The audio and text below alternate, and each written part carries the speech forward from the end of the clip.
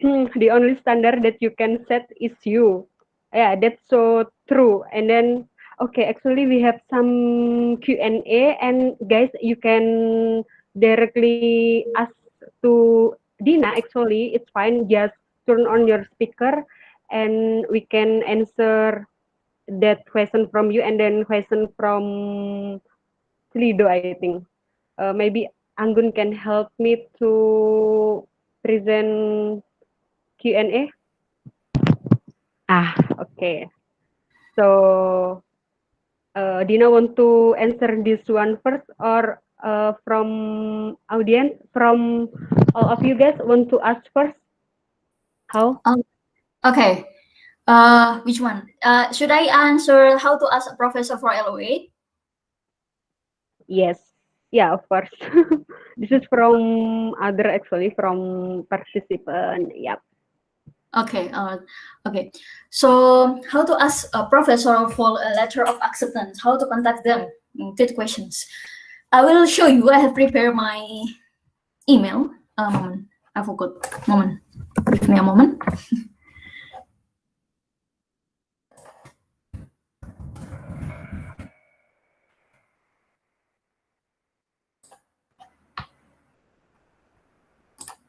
Okay.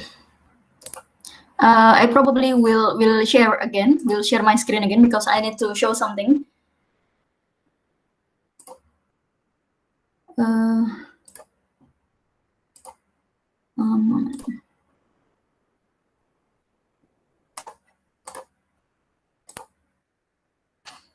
Yeah, can you see? Yes. Yes. Okay. This is how I approach my supervisor, which is Professor Andy Atrans from the University of Queensland. It's just normal. Good afternoon. Who am I? My name is blah blah blah.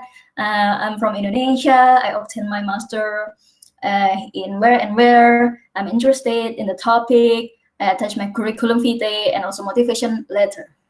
That's it. There is several tricks that I want to show you.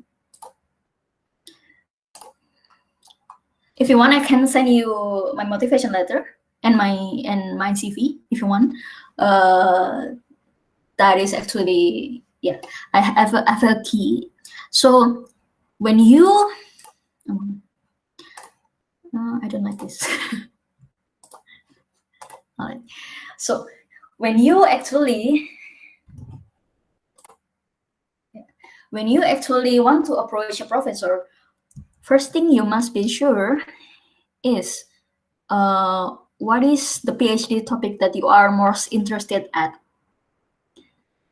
For most of the people, what I see is they will do any PhD topic. They will do anything as long as I study abroad. Then I will just apply to anywhere. I don't say it is wrong, but actually that is not good for your own mental health in the future. Why? Because you can be assigned to the task that actually you don't really love. All right, PhD is very tough. It's very tough. So you make sure that actually the topic that you choose is actually the one that you can commit for a long time. It's almost kind of marriage, because actually you're gonna marry the topic, and it's gonna be like a whole life situation. You cannot change it. So I took 2 years for a break before I contacted Professor Atrans, and I decided that actually I want to do a PhD to create a kind of implant. So you know the plates that normally people use for broken bones that we implanted everywhere in the body, you know that. And for some of the plates, it's normally needs to be taken when actually the patient's healed. It needs to be taken out. Or if it stays there, then it is bad for the body, because actually it can cause many complications. And from my group, it's actually we aim to make an implant that can degrade over time, so that when the patient heal, the implant completely disappeared, and the body can just take it and excrete it through the urine. So that's kind of that's called the biodegradable metal, and that's one of the newest applications in the biomedical engineering area. It took me 2 years to really decide this is what I want. This is what I want. So From that, I decide, okay, topic about biodegradable metal implant. I search in Google Scholar, but there are names that pop out. I see that actually there are probably 10 professors, that they are very good, that they are the frontiers in the field. I choose, I think 5. Yes, 5.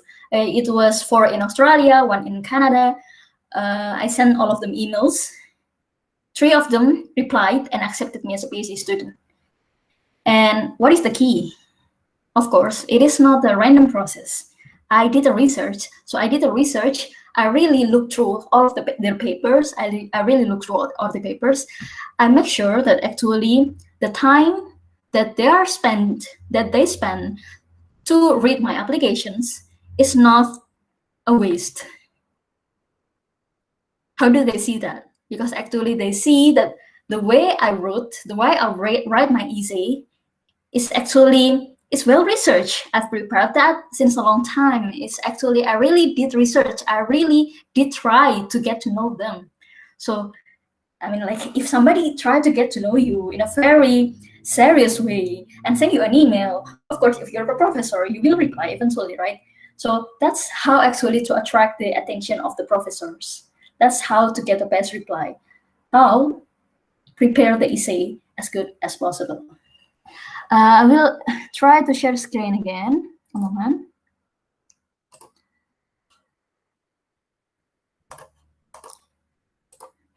Now, as you can see, this is me bullshitting in the first paragraph. So I always use my medical conditions as an opening in my paragraph to grab the attention. But after that, I'm not bullshitting anymore. So this is more serious, and actually really did put a citation and reference. That means I know what are you doing, and I know what I'm going to do if I work with you. So that's what you need to make sure when you apply to a professor. All right, and is that clear from my explanation? Oh yeah, I also get the face-to-face interview. It was very nice interview actually from a professor. He's Indonesian, but now he is a how do you say? He's a full term associate professor in Canada, and actually he came to Indonesia by any chance when I applied to him, and we did interview in the taxi. So it's kind of funny, but he was very open minded and nice, and he said, I like your essay and your English is quite good, and I think, yeah, that's okay. I don't have funding now, but I think I can pay, and I can apply for a research funding to fund you in the future or something like that. But it's very nice, you know. It's like, it's very open, and he even asked me to join SCKD, is a symposium cendekiawan kelas dunia, where actually all of the diaspora of the researchers that work abroad came to Indonesia and just gather in one place and discuss various things. And he introduced me to people, which was like a good network. Turned out a good network. So that's what I got from preparing my essays quite seriously. But it turned out I didn't work with him, but I work with his college, which is who is my professor now. Yeah, is that good enough? Guys, any comment? Wow, I think that's explanation is so clear, and yeah, that's so great. Or we can jump to next. Oh, okay. Oh, Akiko, yeah. Please turn Yes. on your. Yeah, Akiko. Yes, you can ask. Turn on your speaker, right? Yeah. Yeah, All right. is it Akiko? Okiko, my name is Okiko. You can call me Okiko. Okay. First of all, I want to say hello to Kadina. Hi, Kak. Thank you so much. Your presentation is really great, and I write a lot of your information. Thank My you. my question is about your motivation letter. Did you make this approachment when you pursued your master degree as well? Yes. Oh, okay. So like that. Yes. Actually, for master degree, because in master degree, actually it is less demanding. So you don't have to prepare as serious as I was, like putting all the reference. But it will be great if you do. But for master degree, I want to highlight this is important for master degree. Sorry. No. What is important for master degree and that differentiate from a PhD is actually this syllabi. So when I also could send you my master degree motivation letter if you want. That's differentiate that actually because master is not a research based like PhD. It depends. If you want to take a master by research, that will be different case. But if you take the normal master by course, what you need to surprise is you know the syllabus. You can convince the committee that actually the syllabus that they have, that actually all of the frame that they have in the curricula will really fit yourself. That's really what you want, and that will just can realize what you want to get. So something like that. So for master, it's very important to determine which department, let's say biomedical engineering also is very important, and determine the university, and then afterwards check the syllabus, check the curriculum. That's how I convinced my Erasmus committee to admit me to the program.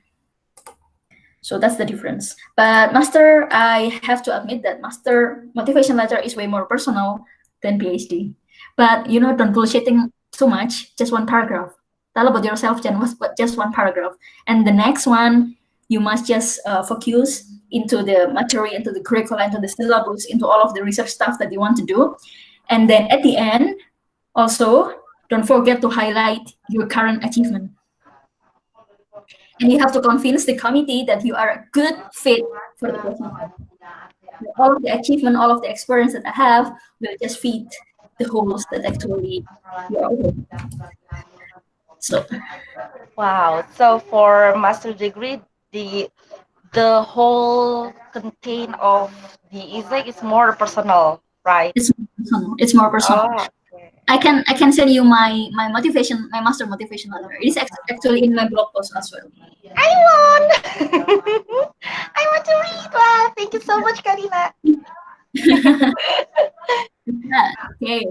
So Thank you, Kania. Okay, thank you, Okiko. And yeah, oh my God, you are so impressing, Din.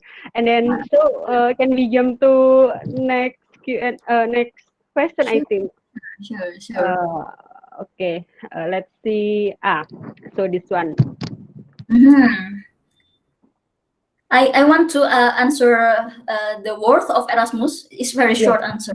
Okay. It's 48,000 euros in 2 years. 48,000 euros in 2 years. So in 1 month, each month you get 1,000. 1,000 euros is equal to 16 million or so. Yes, and so that's living expenses. And then you also get 4,000, which is like 70 million per year to cover all of the visa, travel, and additional expenses, which normally I don't have. So you are rich, basically. Don't worry that you will be poor when you got the Erasmus scholarship. Yes. Okay. Wow. Okay. Next. How to apply? Is it? Yes. How to apply? Okay. Yeah. Okay. So for Erasmus, there is a website. A moment.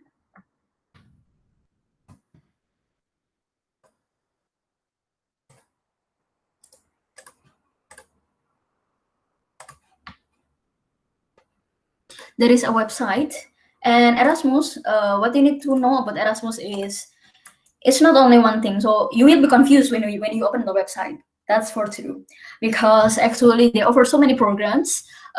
Few of them they only offer exchange, so like 1 year and a half year exchange to Europe. Many of them offer a full degree, so it depends. And this is the website.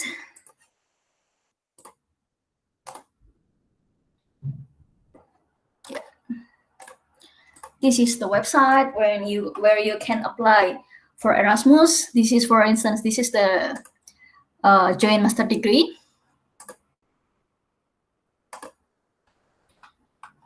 And in here, this is the list of all of the program that Erasmus have. Urban depends on what you're studying, like urban studies, landscape archaeology, joint master archaeology, material science, and things like that. And you can just open the explanation. They normally just direct you to the websites. They normally just hi. Okay, please wait. He said, okay.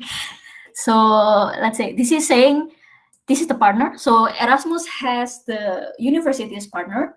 And in my case, there were 5 partners: University of Groningen, the Netherlands, University of Ghent in Belgium, Free University of Brussels in Belgium, the, what is it called, Trinity College Dublin in Ireland, RWTH Aachen in Germany, and such Technical University in Czech Republic. And in here, the partner is the Università degli Studi di Roma La Sapienza. I don't know, yeah, what is it? So, but this is actually the partner. That means that actually, if you apply to this one, then you will go to this university. So it depends on the program.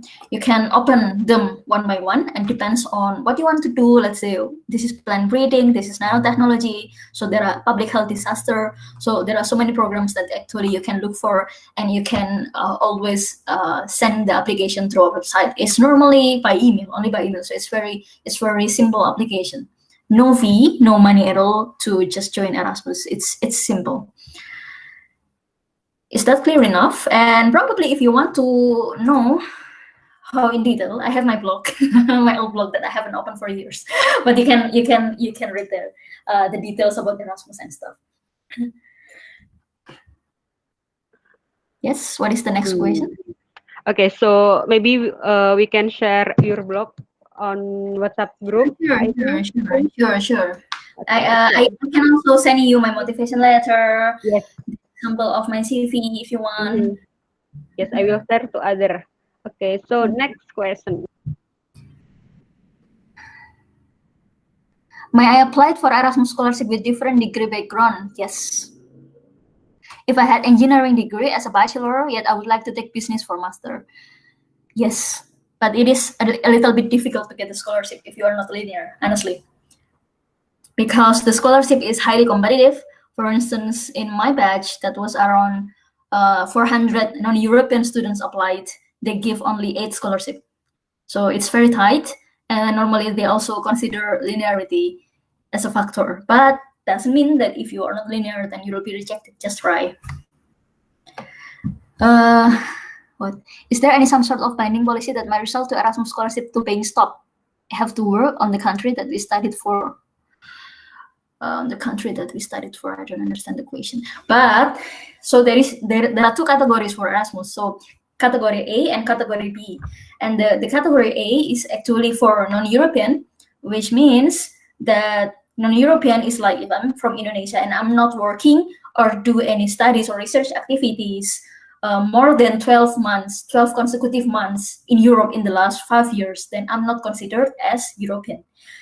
But if I graduated from Groningen, for instance, and I apply Erasmus for now, I will be considered as European. And when you are considered as European, the amount is half. The amount of the scholarship is half of the original amount that is given to non-European. So it is actually not really good stuff.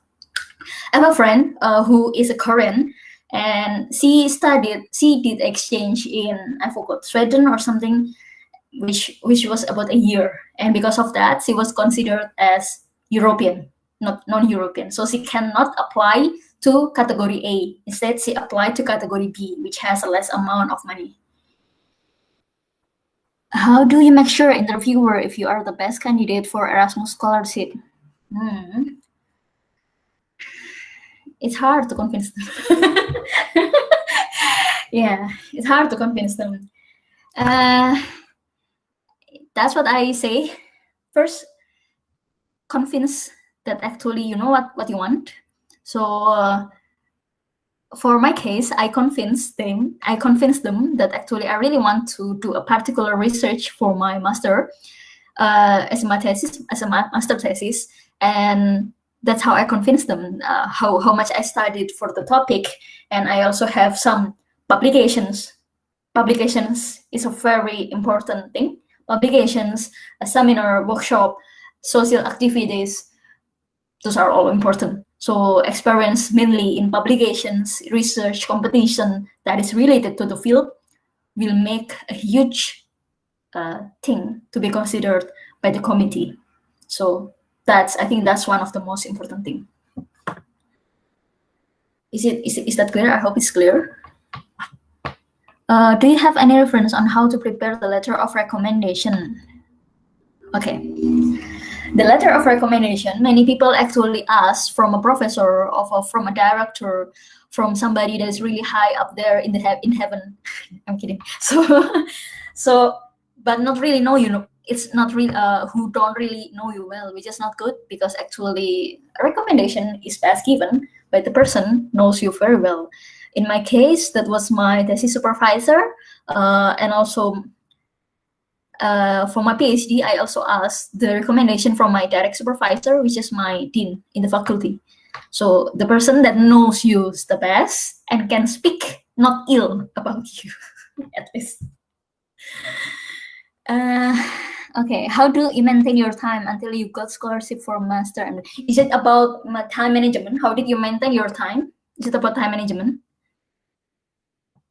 Yes, I think. Okay.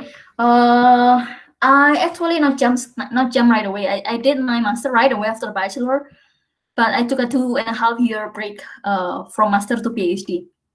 So it's not right away. How? I just do it. It's actually very hard, especially for English preparation, because when I graduate from bachelor, my TOEFL was only 550. For Erasmus, they are 580. So I spent 3 months intensively studying TOEFL by myself from the book. So that is actually quite hard. But I didn't go to work. So that's the negative side. So I didn't apply for a work after I graduated from my bachelor. Instead, I just asked my mom that I was allowed to study TOEFL for 3 months and do like side time jobs and something like that, not a formal job, so that I had time to study TOEFL and apply for Erasmus. So it's kind of hard. And when I was teaching at EULI, it was also hard, because you can ask my student, it's so busy. I asked so many subjects and it was so busy, but I always try to make time in the weekend, or in the weekend normally. I didn't do it like fast. I did it like a bit by bit in the weekend, like a little bit work, but eventually it finished. I finished all of the applications. But yeah, it takes a very persistent time management to finally be able to get all of those. As we know, biomedical engineering is not as famous as business or other major. Why did you choose it? I chose it by accident. So I really did choose it by accident, actually. So I think there was time when I was in high school. I applied to UNAIR, and it was from Jalur Prestasi, which I got because I actually won some writing competitions, which I love. So I didn't know what to choose, so I choose randomly. I wanted to choose teknologi lingkungan, environmental technique, environmental engineering. But then the passing grade of environmental engineering is like way lower than biomedical engineering. So I have to put biomedical engineering on top and then environmental engineering at the second, hoping that actually I will be rejected for the first option. Turn out I was accepted. So it was an incident. But then my mom, because my father is a doctor, he wanted so bad that I actually become a medical doctor. But my mom said, if I already accepted that, then just do that. No need to take another test for a medical class. So that's it. I just went in. But because I'm a person that easily adapt, I just can, what is it? I can just try to set my mindset that, oh, yeah, I like this, even though I don't. So I like this. I'm easily do that. I can easily do that to myself. So when most of my friends hate biomedical engineering so much because it's quite difficult, many of them actually didn't really graduate because they moved to another school. I managed to graduate, thankfully. So that's been fun. That's been fun. I met a lot of people. That's multidiscipline field. I work with medical doctors, surgeons, and engineers. So many people from different fields, and that's actually quite fun. What's your secret habit which delivers you to get your achievement? I know my purpose. That's it. That is the secret.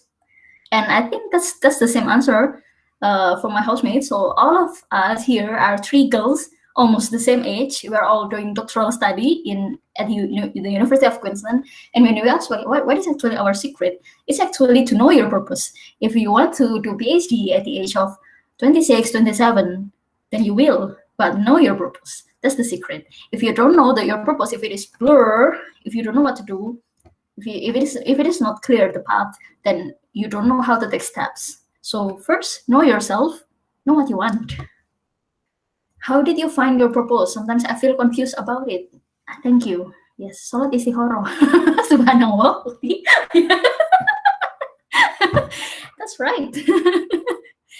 I don't always find my purpose. Sometimes I get lost too. Sometimes I regretted my decisions. But my mom always personally teach me to do istikhara time by time. No matter how small the decision is, I always do salat istikhara so that I won't regret my decisions later, and that turned out to be true. Which is the best one, Erasmus or Dikti scholarship? From your experience when applied, it depends. Erasmus is best in terms of, how do you say it? Prestigious. It's prestige. We cannot deny, because that's from Europe Union. Everybody wants it, but it's obviously very difficult to pass. For Dikti, it's more human. I don't think the interview was difficult. The interview was very straightforward. In 15 minutes, they only asked about my publications. They only asked about my research proposal. They only asked about the age index of my professor, and that's it. They finished the interview. So it's very straightforward, simple, not makes anybody difficult. So I personally like Dikti for the selection process. For the time, in terms of the prestige, is of course Erasmus, because more people want it, and your competitors is not only from Indonesia but all over the world. The best professors related to my study is not in the country I want to be. Can you enlighten me on how to choose between the two? Choose your professor. Yeah, I won't choose the country. I choose the professor, because professor is like a parents. It's like a person who is responsible for your life, for the whole 3 until 4 years. So to be with a professor that in terms of character match you the most, in terms of research match you the most, it is a really valuable things to pursue instead of the country. When you're doing PhD, you will get plenty of opportunities. Don't worry to just travel around the world for a conference. You will eventually. So don't worry about the countries. Pursue the professor and the topic. That's very important. When navigating Erasmus website, I had confusion on which steps to be done in order to apply the program. Do you have any general directions on where to look? Actually, there is a Facebook page of Erasmus Indonesia, I think. So there is a representative there, which are our alumni, and Ibu Destrina Nugroho as a Erasmus Mundus representation for Indonesia, and you can always ask there. And as I showed before, which one? Oh yeah, as I showed before, there was a website. So there is in the website there are a list of the programs. You can click on the programs. I will probably, if I have time, I will send you the link and the screenshot of how I do it. But there is a list of the program, and then you click it, you go to the website. If you're confused, normally there is a contact person email there. There is normally the coordinator of the program. and you can always ask, because most of them actually are very helpful and very responsive to answer all of the questions. But if you are more confused, you can always attend Erasmus. What is called? I don't really remember. What is called, Mania? Erasmus Day or something like that. European Day, something like that. They have you have right. Seminar. They have, I think, there's a regular seminar which I have never attended. But all my friends, they are very diligent to attend all their alumni, and they are very diligent to attend all of the seminar, and they are very diligent to just assist all of the people who wants to apply for Erasmus. So you can join the group, Facebook group, Erasmus Indonesia.